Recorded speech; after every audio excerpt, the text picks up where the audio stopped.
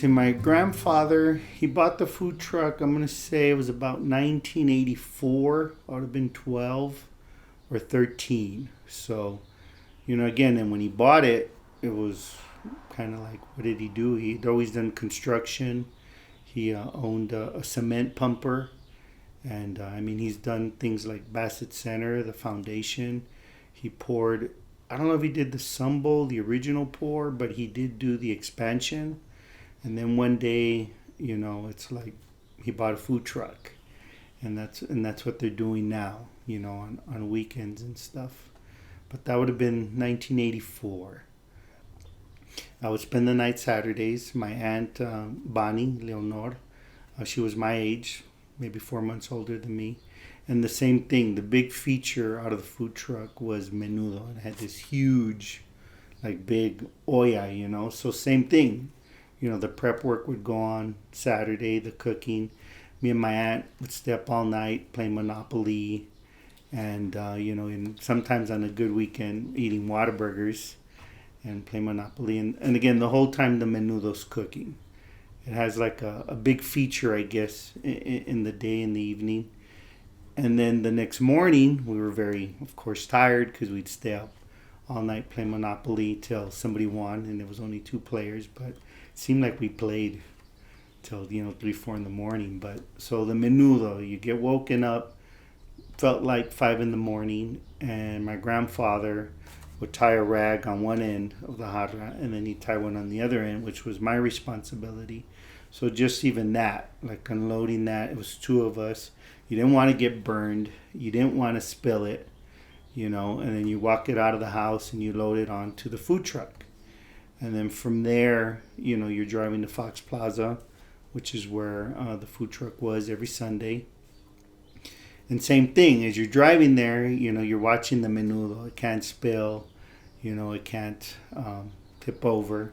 So you make it there, and then I guess that's where the food truck, magic happened there. You got to unload it. One of the things unique to me about that food truck, it wasn't just the truck. It was like a truck and a restaurant, because we would unload the beams, the supports, if you will, and had a certain pattern to do. And they actually attached to the food truck. And then so you made, if you will, a roof or a covered area. And then we unloaded the tables and the chairs, and we set that up. And then, again, the first thing we got to do was eat our bowl of Menudo.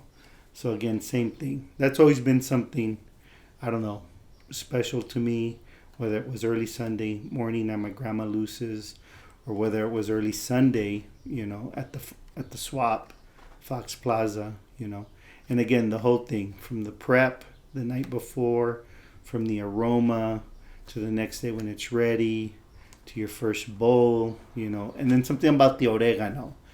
And to me, that's the best. Even sometimes if it's already in a jar, to this day, I'll put it in my hand, and then you kind of crush it up, and then you just drop it in the bowl. So, Menudo to this day, big part of my life. I got married very young at 18, but I still remember I used to work graveyard at a Circle K, and then Sunday morning, just would have been 90, 91, I would still stop and pick up the bread for the Menudo, which is another, key thing, the bolillo, the francesito, that's always been a big part too. In my life, I obviously love Menudo, and I obviously love bread, francesitos, and I would pick that up for him.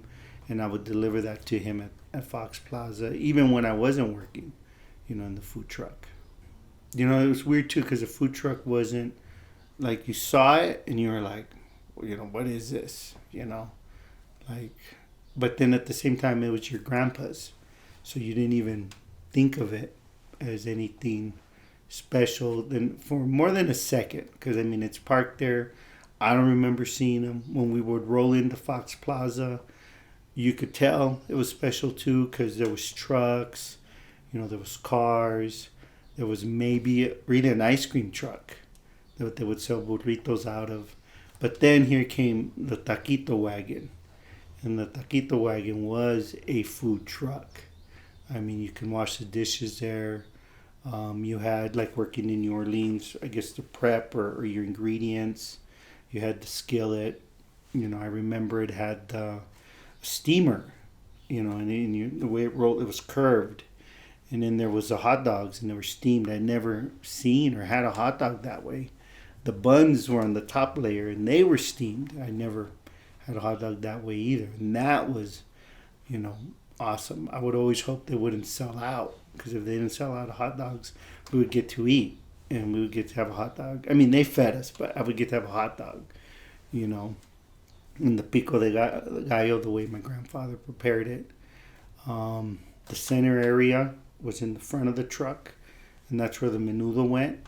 So, and again, just all the chairs and all that, you didn't see that. To this day, I don't go to food truck parks, but when you see a food truck, off the top of my head, I've never seen it have, if you will, a makeshift roof or a shade.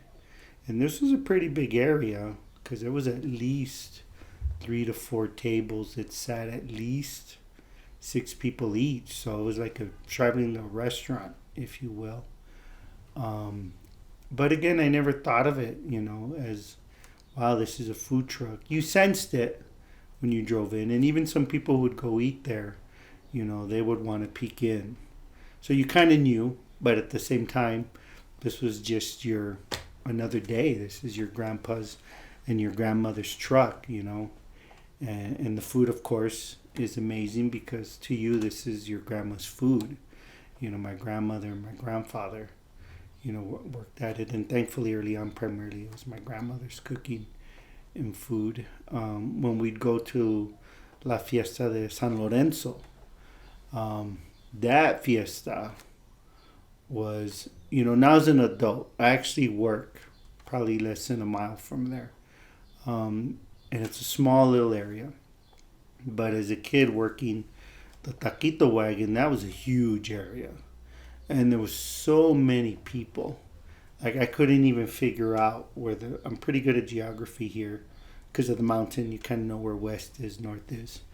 But I never could really figure out where it was because of all the people. And you knew the Taquito wagon, the food truck, was special because every year it got its corner. And it was the only food truck. It wasn't like there was 10 of them, And there was a special festival because he was even allowed to bring, a tina, if you will. Which nowadays I think it's or in the past where Cokes would be sold or beers would. But in this tina, hot water with the elote, the corns.